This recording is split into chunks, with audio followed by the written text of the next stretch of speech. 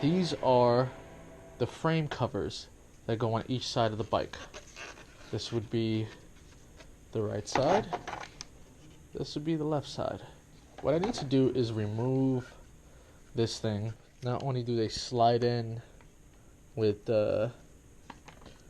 just like a little pocket for the chrome to slide in, and it also is kind of screwed in. So I'm just gonna kind of drill a hole to destroy what's holding it in. And I'm actually gonna take this off completely. I'm gonna leave it without any logos, but we're gonna start with these two things. Let's see.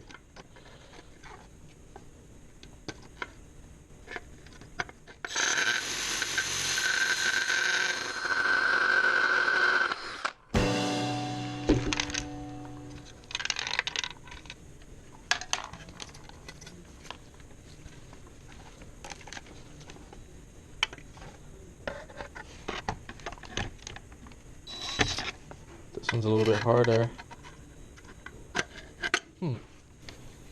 Can't really get a good angle on this because there's something sticking out there, and definitely can't get a good angle there, so I'm just gonna use this little saw, see if I can get in between it. I think I can. Man, that's tight. Maybe I could saw this.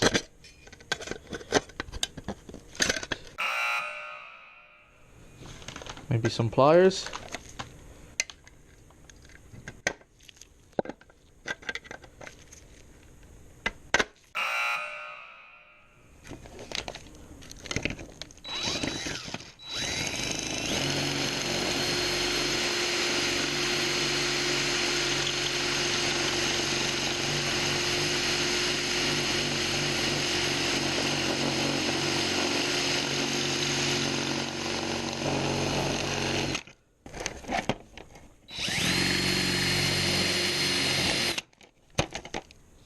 Alright, that had to work.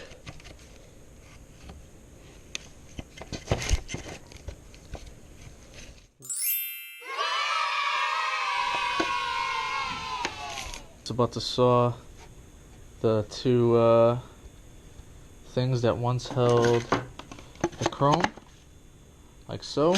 Don't need it. My current bike doesn't have it, and I don't want it. So I'm just going to saw it off and sand it down.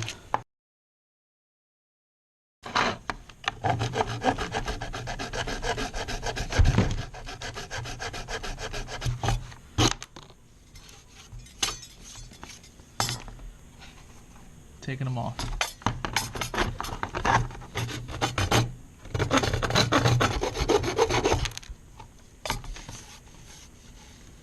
This one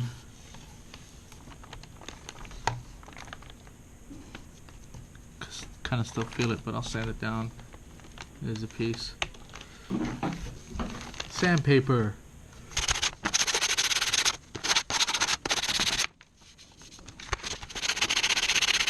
Just want to get rid of the little bumps that I can feel. Not doing too much pressure. Just enough that I can keep the friction going. So I don't like lose it like that. So you don't want to be too weak. I'm going to use this later to rough up the surface before I try to remove any paint.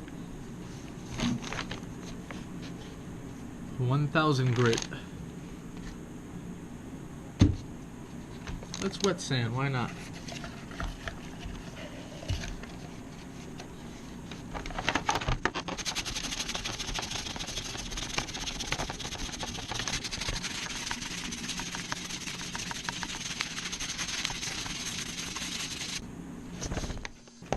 Badges off, emblems, logos, whatever you want to call them. Has some glue on here. Seems to come off like really easily.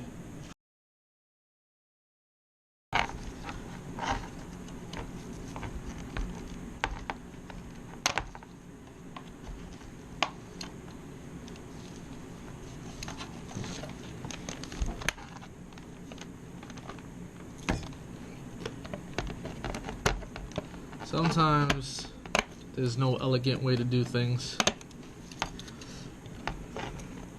especially when you're limited with tools.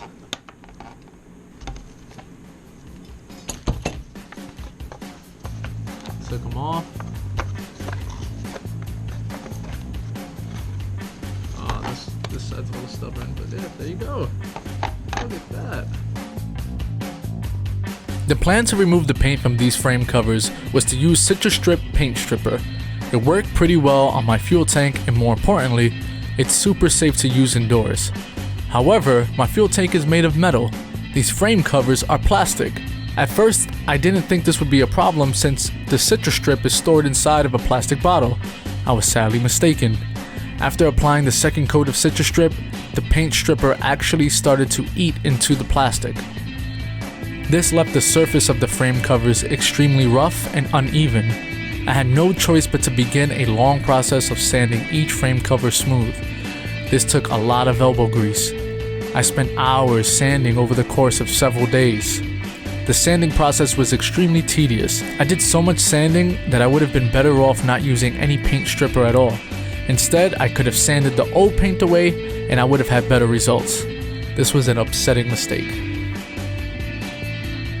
Before I began to repaint the frame covers, I had to address the small cracks. Each of the frame covers had these cracks that were very minor, so I didn't want to use something like Bondo or anything like that. I simply used some crazy glue that I bought from the dollar store to bind the cracks, and then sanded the frame covers smooth. It worked perfectly. Once all the cracks were repaired, it was finally time to paint.